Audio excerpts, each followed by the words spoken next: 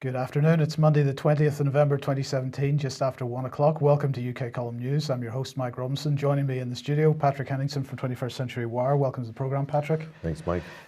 Well, we're going to get straight onto it. And I'm going to say, Patrick, happy Universal Children's Day. It's not World Children's Day, it's Universal Children's Day. But I thought this was a particularly delightful cartoon that the United Nations has decided to use to promote this day. What do you think about it?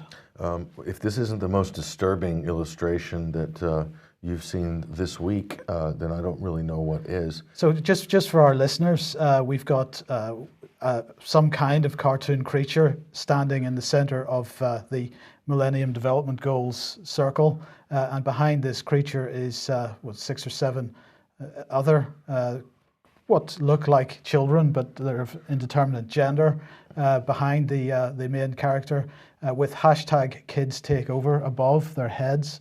And all the characters in the cartoon are winking, and they've got their tongues hanging out. It's a pretty disturbing image. They've got their tongues out. Also, you notice all the characters in the background are all wearing kind of a unisex dress, or sort of, it looks like, some longer than others, obviously, but very subtle. And clearly this character in the middle, Mike, is not a child, because he's clearly different than the ones behind. So what is this? Is this some sort of adult creature? Or I don't know what it's supposed to signify, but the whole thing to me is just a complete, it's a total mess. It's quite unpleasant, yeah. Yes. Well, look, let's talk about some child exploitation then, because this is the drum. Their headline is Google responds to brand safety reports. It benefited from child abuse on YouTube. But in fact, you have the Times here, Patrick, and sure. It appears to have appeared on the front page of the Times today as well. Yeah, well, this is actually from the weekend here, but this was on the front page of the Times. Of course, you have to buy the paper now. You can't actually see it online because of the paywall. So, but basically, this is the main story they were running with over the weekend, that people have been profiting, Mike, off of YouTube videos that are exploiting children. The main feature here, the main evidence, is one called Toy Freaks, where a father is exploiting his 2 younger daughters, doing all these sort of disturbing videos. One with her tooth being pulled out and bleeding, and another one with shaving the forehead of the daughter with a razor blade. Very bizarre stuff. Apparently it's netted hundreds of thousands of dollars in ad revenue, but you read deeper into this, and then they sort of, as a secondary, Mike, they're talking about ISIS videos that basically made money, corporate advertisers. And so that's actually quite, in my mind anyway, is equally serious and probably deserving of a front page, is the whole ISIS, how ISIS was able to use Twitter, Facebook, and YouTube to recruit a lot of their fighters, and also to raise money for all the little ISIS charities to fund people's trips to do jihad in Syria and Iraq. Of course, that went pretty much unnoticed, and no one really cared for the first 3 years that ISIS was basically steamrolling over Syria and Iraq. So, interesting. Okay, so basically we're focusing on a family unboxing lots of stuff and making some YouTube videos. Yeah, you could say, yes, it's child exploitation by the father and of the daughters. They talked about some other suggestive videos that pedophiles were being interested in the comment sections and so forth. But it very much relied on this Toy Freaks case, Mike. How does this rank in the sort of larger scale of child exploitation in media? Well, let's see if we can't Sure. put it in a little bit of perspective on Universal Children's Day. So here is the European Solidarity Corps. So the European Union, quite happy to use older teenagers to carry out European Union projects of various kinds, all about inclusion and citizenship and all this kind of stuff. We've got I Will Week, hashtag I Will Week, starting this week. You'll be glad to know all about that, Patrick, because that is all about young people getting involved in social campaigns. It's really about getting people into the NGO complex at an ever younger age. So I Will Week is November 20th to 24th. They want to help celebrate young people who lead social action in their capacity for bringing others together. So that's good stuff. Here's what Theresa May had to say about it. All across the UK every day, young people are volunteering, campaigning and fundraising to create change. They're becoming ever younger change agents. Is that child exploitation? I think it probably is. We've got the Department for International Development. Well, they're celebrating World Children's Day today. A happy World Children's Day. Join us in building a safer, healthier and more prosperous world for future generations. How are we going to do that? By distributing Department for International Development money, and which I think we could say is fomenting wars overseas, and most of these children are not benefiting in any way, shape or form from DFID money. But it's a great photograph. It's a great photograph. Great photograph, so absolutely. Definitely good for raising Pat, money. Of course, in the meantime, we are messing with children's minds. Well, this is interesting. This story came out in the Daily Mail in the last couple of days. A charity that helps transgender children says it has received 700% more calls than 3 years ago. And so the charity, I think it's called Mermaids, and it's seen a 700% rise in calls and emails in the last 3 years. And are they, they talk about queries and parents and children getting in touch with them about these transgender issues and problems that children are encountering.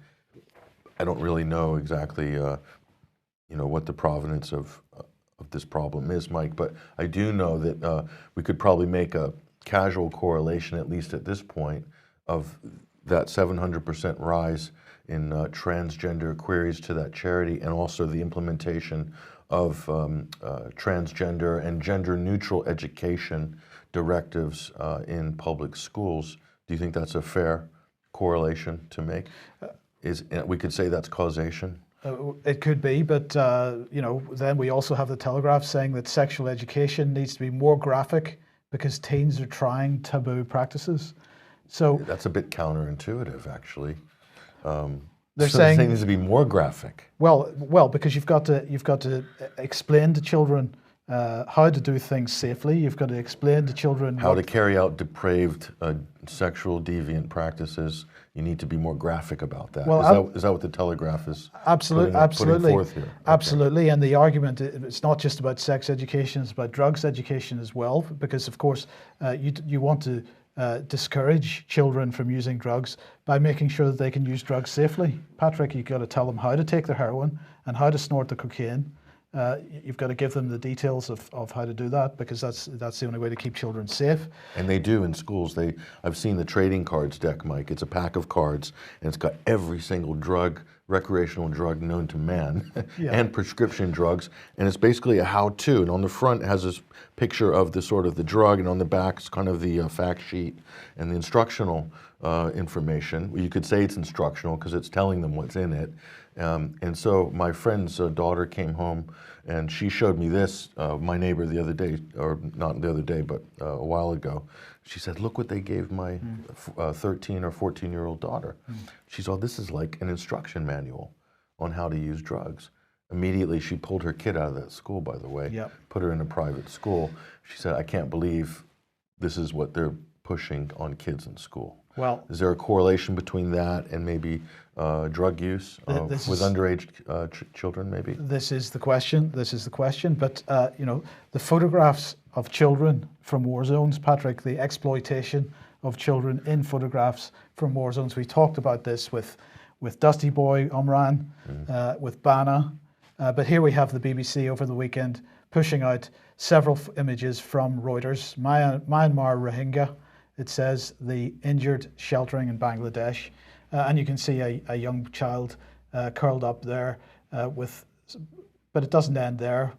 Some adult pictures as well, but these are very exploitative images, in my opinion, Patrick. This is sort of like an Anne Leibovitz portrait style documentary sort of exhibit here. I'm sure these will win lots of awards, Mike, in the documentary and Reuters competitions for documentary photography and so forth. But at the end of the day, what is it exactly? What does this tell us about the nature of this conflict does it tell us anything about the nature of the situation in Myanmar and Bangladesh in the wider geopolitical context, or is it using these children to sell a specific geopolitical agenda? That is the question. That is it. Now, this is the one which really I felt was well beyond the line as far as I'm concerned. We've got two young, I don't know, 7, 8-year-old boys. Younger than that. 6, 7-year-old boys. 5, 6. Naked.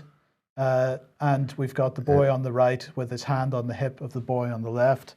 These two boys demonstrating, appearing to have burns over quite a lot of their body. Yeah. And I just find this as exploited. In fact, I find this significantly more exploitative than the Omran picture. Look at this picture and tell me, what is the point of staging a picture like this, or even if it wasn't staged? What is the point of selecting this picture in order to, the point should be to show their injuries, or maybe I could see to show the suffering, Mike, but to position it like this in the way that Reuters has done here. And it is staged, it's clearly staged. And so I've been with journalists and seen journalists out in the field, and some people just see it as a great picture, and this is, oh, that's an award-winning picture. This is kind of disturbing, actually. This is beyond disturbing, actually, but it's even worse. It goes back to my initial point, Mike, using these children to sell a foreign policy agenda. And we look at what's being said by the UK government, by the US State Department, by the European governments, Mike, about the Rohingya crisis, about Myanmar, about the government in Myanmar, Aung San Suu Kyi and so forth, falling out of favor with the West. These pictures are being used to basically spin up some sort of a call for action. What is that call for action? Why are they using children to push that agenda? Well, here is our favorite from the European Union, Federica Mogherini, who is in Bangladesh today on World Children's Day, Universal Children's Day, whatever you want to call it. And this is exactly what she's doing over here as well, possibly virtue signaling. I'm not quite sure how you would describe it, but she's over there pretending that the European Union is doing lots to help the poor children in Bangladesh that have come across the border from Burma, saying that the European Union and member states are delivering more than half of the total financial support to Rohingya refugees. And my question again is, where is this money going? What is it being used for? We never can find out, and when we ask the questions, we're denied the answers. So where is this international money being actually applied on the ground? She said that seeing so many very young children taking care of even younger children is what strikes me the most. And this means that really we have to take care of entire generations. Women of just 20 years old have already experienced all the worst that life can bring. But this is another generated crisis. This is, and so what's interesting is you see this new, this is interesting, Federica Mogherini, Mike, this is the EU's new outreach. This is the foreign policy arm. This is her behaving like a foreign minister for a federal superstate. You've got it. You hit the nail on the head. She's positioning herself now as the EU sort of emissary in the crisis zones globally. What is she doing, Mike? She is rolling out the carpet. She is paving the way for the next phase in the EU's foreign intervention program, which is a unified European military force that will be deployed in a peacekeeping fashion or to deliver aid, probably to the beginning, Mike, to deliver aid and to assist in earthquakes. This is how the EU army will be rolled out initially. And so she's kind of laying the diplomatic groundwork really for this by being present and sort of, this is EU's outreach, and she's saying, the subtext here, Mike, is don't worry, help is on the way. It's coming. Just give us a couple of years to sort of cross the T's and dot the I's. But a unified European military force is on the way. This is really what Federica Mogherini is saying in the subtext here. And again, using children. So let's ask the question once again, who is really responsible for the majority of child exploitation that's going on at the moment? And let's keep in mind why children end up as being sexually exploited by people traffickers, and so on. This is big business being supported by governments. And if you look at, I'll just leave us on this last point. If you look at foreign policy decisions by EU member states, by the United States, sanctions imposed as well that are arguably more damaging than the proxy war in the long run on a country like Syria. And that has triggered and created a whole black market of human trafficking, organ trafficking, child exploitation. And also we look at Libya as well. That is a direct result of EU member states, NATO policy, United States-led, British-led, French-led. And the amount of child exploitation and abuse and all sorts of things with people as a result of those situations created by European governments, created by the United States, literally created those situations, enabled them to happen. And then they go and use one of these children, Bana Alabed, from Syria, and the United Nations are using her to promote their UN goals. J.K. Rowling is championing this young child. They've exploited this 8-year-old girl, Bana of Aleppo, to push a geopolitical agenda, to demonize the government in Damascus, to justify all sorts of policies, including devastating economic sanctions. Devastating economic sanctions that have fueled the migrant crisis, that have fueled hyperinflation, that have fueled unemployment, that have fueled the recruitment of terrorists and people into extremist militias. Sanctions has done that, denied people aid. Even UN aid is having trouble getting into Syria because of sanctions. And Bana, a child, is being used to promote that very policy, indirectly at least, by Western governments and by the United Nations. That's pretty shameful on Universal Children's Day. Okay, let's move on. Patrick, this is the Washington Examiner.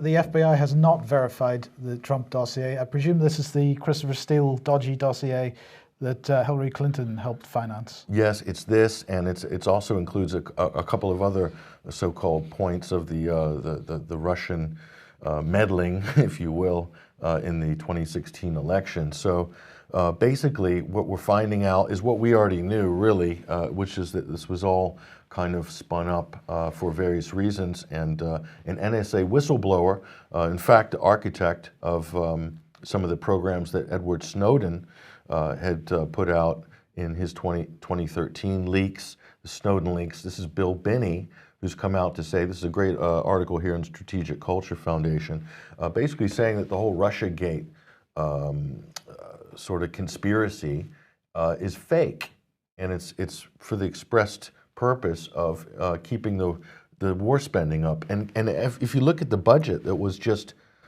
confirmed, that is just accepted, Mike, that's a 20% rise in the U.S. defense budget, up to $700 billion per year. Okay, so it's huge. The increase alone, I might add, of the U.S. defense budget this year is equal, just the increase of $100 billion is more than the total Russian annual defense budget. But the Russians are increasing their defense budget. They have just started remaking the strategic Tupolev strategic bombers, and I believe that the new batch, the first of the new batch, are due to be running into flight tests and so on just after Christmas.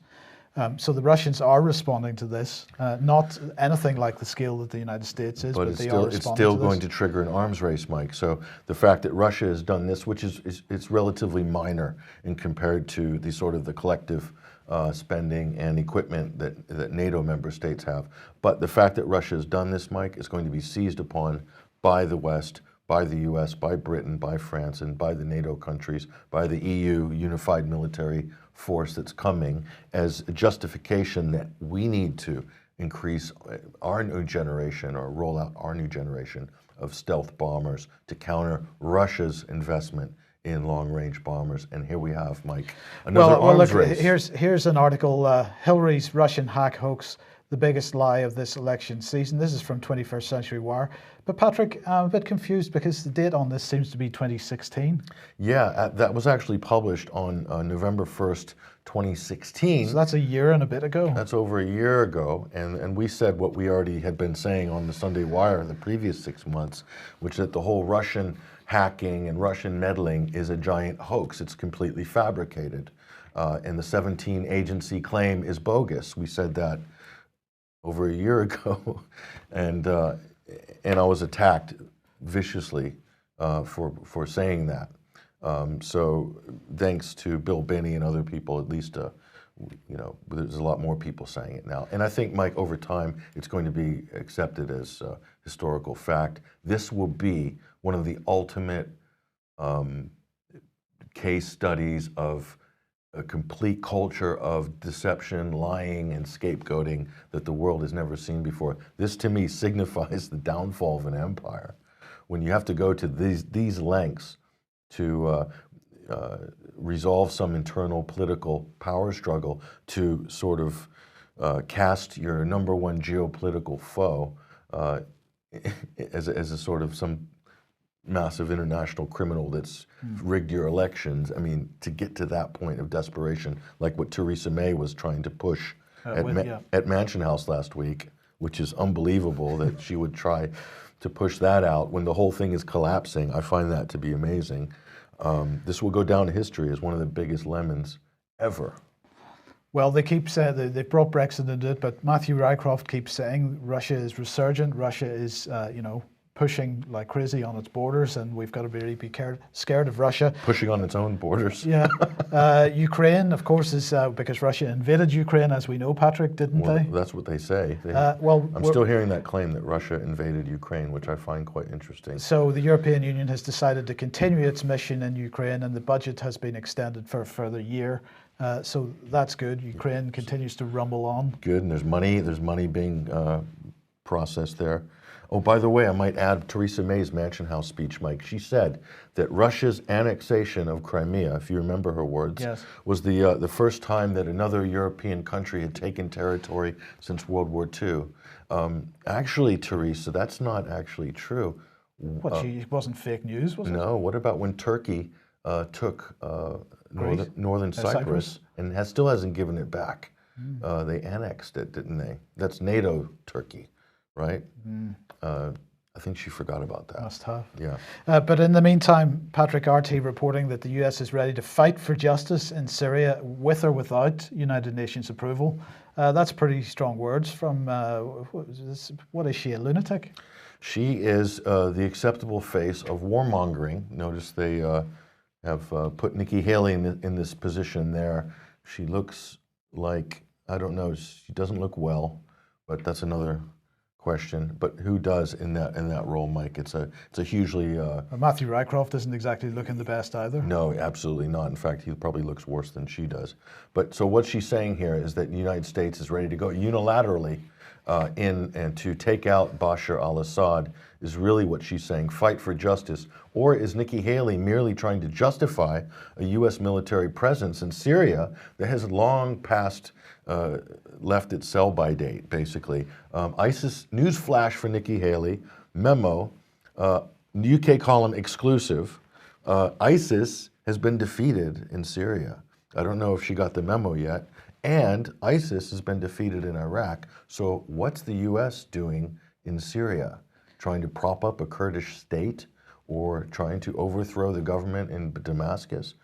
Please tell us exactly what is now the justification, because ISIS has been defeated. So is that question the reason why, according to global research, Mattis has, as they describe it, gone off base? And he says that U.S. military presence in Syria has no legal grounds. Yeah, so this is interesting. We saw a lot of this under the Obama administration, where you have this kind of good cop, bad cop divergence between the Defense Secretary and the U.S. Secretary of State. In that case, it was Ash Carter was making statements that were contrary to John Kerry's, and meanwhile, Obama was doing what he does best, which was to stay in the background and do his leading from behind. So with the Trump administration, we're seeing this same sort of divergent. Seems like it's, to me, a little bit of good cop, bad cop there. But actually, if you take prima facie what James Mattis is saying there, the U.S. Defense Secretary, he's absolutely correct. The United States has no legal basis. In fact, it never had any legal basis even doing anti-ISIL operations in Syria either. So, but he's absolutely correct. They have no basis whatsoever. Neither do the British, neither do the French or anybody else who's running around covertly or overtly in Syria right now. Time to get out. Absolutely. But the focus seems to have shifted now towards Iran somewhat. It has. So Lebanon, being the country where Hezbollah is resident, Hezbollah is supported by Iran. So in terms of the U.S., Israeli, Saudi agenda, that axis, and I'm going to use the word axis, I know that's not politically correct, but those axis powers, because they are working like an axis, the U.S., Saudi, and Israel, have this sort of common interest, which is to eliminate Hezbollah as a threat. And it's almost like, Mike, if you're going to attack Iran, then you need to sort of eliminate the threats immediately around Israel. One of those would be Hezbollah. Easier said than done, unfortunately. And meanwhile, the Lebanese Prime Minister, Saad Hariri, is doing his European and World Whistle-Stop tour, even being introduced as the Lebanese Prime Minister on one of those occasions. It's absolutely bizarre. So what does Saudi Arabia get out of this? It's not exactly clear. But I think it's pretty clear that Israel definitely has this issue with Hezbollah, and they're still trying to characterize them as a terrorist organization, when in fact that's not actually the case today. They're actually in politics, and I think this is one of the things that really irks U.S. people. They can't understand why Hezbollah is so successful, and they can't understand how they've managed to be successful in a number of areas, politically and militarily, and also with Iran support, it's even more of a threat to Saudi Arabia. And in terms of the United States politicians, Mike, are just going to do what the Israeli lobby tells them to do. And if it's that you have to hate Hezbollah today, they will hate Hezbollah today because they're paid to have those views. They themselves don't actually have any skin in the game as such. So, but this is an Israeli-led agenda, and it just so happens that this coincides with Saudi's interests as well, vis-a-vis Iran. Now, you've mentioned EU military unification, and of course, recently I wrote an article on the UK Column website about Theresa May's cards being on the table with regard to this issue, and I asked viewers and listeners to perhaps contact their MPs with that article and ask for comment, and I'm going to thank everybody that has done that. We've had quite a number of responses back. So here is one here. This is from Richard Grosvenor Plunkett Earl Drax, known as Richard Drax, Tory party MP and former British Army officer and journalist. He says, "Thank you for your email and your patience awaiting response. The government has always been crystal clear that defence is a national, not an EU responsibility. In no circumstances could Brussels direct deployment of UK forces without the specific agreement of the UK government, and if an EU army were to be proposed, it would be subject to national veto. Therefore, while the UK remains a full member of the EU until such time as we leave it, UK forces will not be part of an EU army." Right? So that was one response. Here's another response from Colonel the Right Honourable John Mark Lancaster, who is also a British Conservative Party politician, and he says, "The government has always been crystal clear that the defence is a national, not an EU responsibility. In no circumstances could Brussels direct deployment of UK forces without the specific agreement of the UK government, and if an EU army were to be proposed, it would be subject to national veto. Therefore, while the UK remains a full member of the EU until such time as we leave it, UK forces will not be part." Are you kidding me? I'm not. They copied and pasted the same answer. No, Patrick. What is this? This has come from Tory Central Office. This has come from Tory Central Office. This is the Tory line. So they're checking, they're vetting the questions through Tory Central Office. They're copying and pasting the identical answers to constituents? Absolutely. This is the Tory party line. And if anybody has any doubt, therefore, that what the UK Column and David Ellis and others have been saying about European Union military unification, this should, get your interest at the very least. Why would they feel the need to push out a party line in this way? Yeah, at least change the wording a little bit to make it seem, original.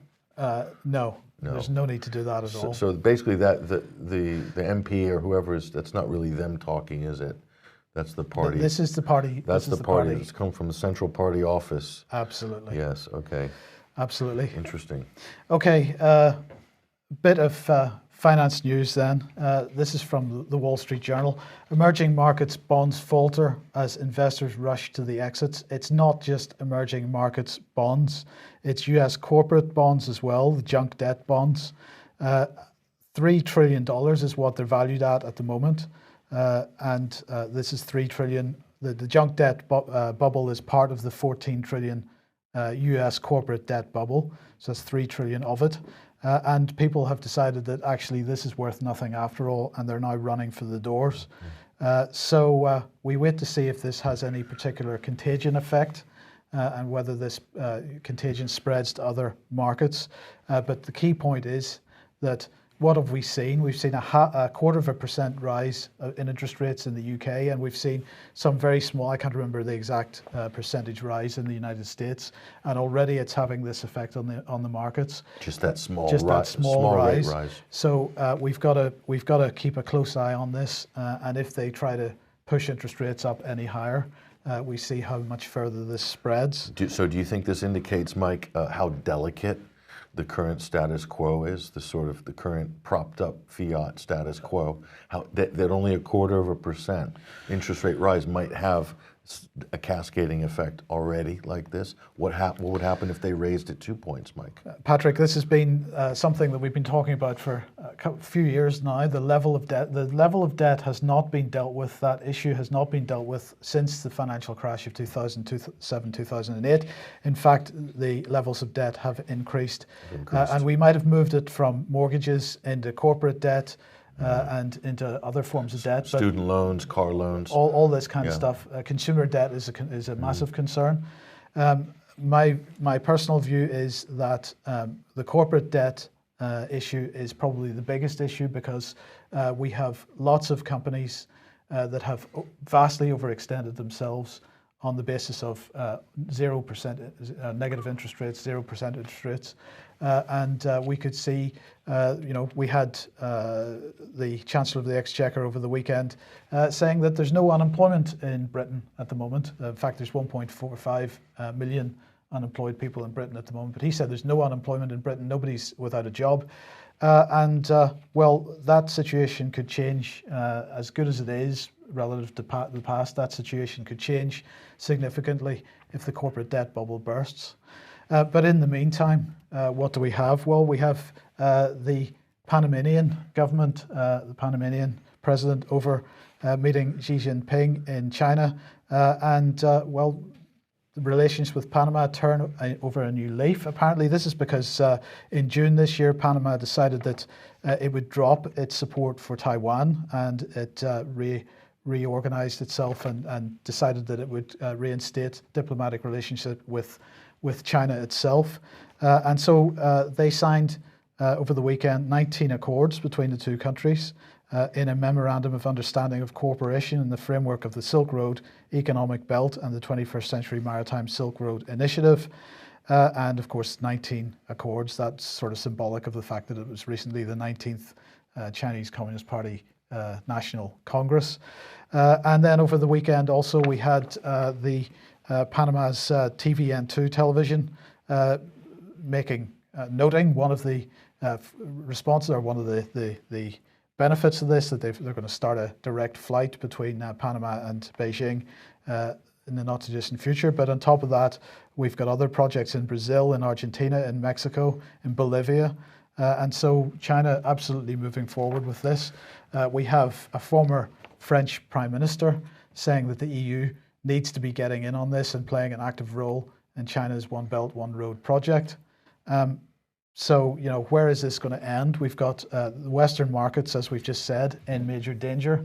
And we've got China using this junk US debt that it holds and using that for productive purposes at the moment. And lots of countries jumping on board that because China wants to get rid of this paper, this US paper that they're holding, as quickly as possible and turn it into real physical assets. Well, they launder it through Panama. But look at this. The EU should play an active role in China's One Belt, one road project. They are actually, Federica Mogherini is playing an active role there in Rohingya because China does have a project that cuts right through Myanmar to give it access to the seaport there, a major shortcut. And that is effectively part of its One Belt, One Road initiative. The question is the EU emissary there to disrupt that program, or is she there to get in and get on the program?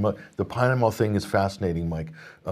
What's important about Panama is not just the Panama Canal and who is really in control of that and who's putting the most amount of investment in that, but there is another canal, Mike, that a lot of people are not aware of that's going via Lake Nicaragua. And guess who is running point on that project for the last 10 years? China has. So while the U.S. has been mucking around trying to destroy the Middle East and extract the oil from the sands of the Middle East and overturn various countries in Central Asia, China has been busy doing what the United States should have done 50 years ago, which was come up with a more modern alternative for international trade than the sort of 100-plus-year-old tiny Panama Canal that's just about wide enough to get a barge that you'd get through Maida Vale Lock to get that through Panama as well. You know, why didn't they think of doing this 50 years ago? And so what are they going to do now? And also the Panama is an offshore destination for Chinese finance. So is China going to enter the world of international finance in a much bigger way in the Western Hemisphere? And will Panama City be the vehicle for that to happen? That's going to be interesting looking forward. Okay, now back to the UK. £1.6 billion is going into a Transforming Cities Fund. That's good, Patrick, isn't it?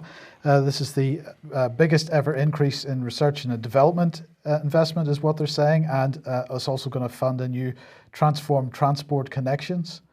That's what they're going to do with city regions across the country. Now, this, of course, is the front that they're putting on the whole thing. We're going to develop research and development, and we're going to develop transportation. That's the front that they're putting on it for the £1.7 billion Transforming Cities Fund. Smart cities, right? Well, indeed, that is part and parcel of it, but also massive political changes because, of course, we're devolving political power from central government out to the regions, to the city-states. These are becoming city-states with their own governance. Well, the question in my mind, Patrick, is whose policy agenda is this? Is this the British government's policy agenda, or could it be somebody else's? Here's the Rockefeller Foundation with their Transform Cities website. Here is Siemens, transforming cities through for the better through sustainable technology. This is not a British policy, British government policy. This is a globalist policy being driven through think tanks, NGOs, and foundations and trusts, and not driven in the public sphere. Why is this not something so fundamental, Mike, in terms of a change in our structure of government, in what they call governance? Why is this not being debated and discussed on the floor of the House of Commons? Why is this not a major agenda issue in Westminster and also in Congress and Senate in the United States as well? Because that's part of it as well. This is being driven out of Chicago, and Mark Anderson's reports on the Global Parliament of Mayors and the Chicago cities. I think it was the name of the international conference that they have every year. But that's being driven out of America as well. So we see this transatlantic synergy. Why is this not being discussed enough in public? Is this just being run through under the radar, Mike, until a point where it just becomes a fait accompli? That's exactly or a solution to be presented to some crisis in the future? Well, no, not even a crisis in the future. This is being driven mainly by the fact that national governments, and Donald Trump in particular, are refusing to get on board the Paris Climate Accords. So cities are saying, well, we don't need national governments then, we will press ahead with this policy ourselves. We'll do it independently of the nation state. And by doing that, what they're doing is building a political infrastructure which wasn't there before, and they're recreating the historical concept of the nation, of the city state, the pre-Westphalian nation state idea of a city state. It's a very dangerous direction to go in, because we are seeing the end of nations at this point. So this is a good example of how the international climate agenda, they don't call it global warming anymore, it's now climate agenda, has become the raison d'etre for the city-state global agenda. You see the synergy there is absolutely undeniable, Mike, now. And as you pointed out, these cities and states in the U.S. as well can sort of pursue these international governance agendas independently, or they're willing to do this independently of their national government. So absolutely this would undermine the nation state. Yeah. And is. Okay, we will end on Charles Manson, Patrick. This is quite a fascinating story. I think anybody who's not fascinated by this story, look, Charles Manson dies at the tender age, Mike, of 83 years old. And so, you know, Sharon Tate murders, cult leader, amazing story. And there's also, if you really look back, you read any of Dave McGowan's books on this and sort of the links between the Manson cults and the CIA, for instance, and some of the intelligence agencies in America running or involved in some of these organizations. It's fascinating history. Okay, well, we will end it there. Thank you very much, Patrick, for today. Thank you for joining us. We will be back at the same time, 1 o'clock tomorrow. If you like what the UK column does, please consider supporting us by taking out a subscription or making a donation, because your help really helps us continue to do what we're doing. So we'll see you tomorrow. Thanks for joining us. Bye-bye.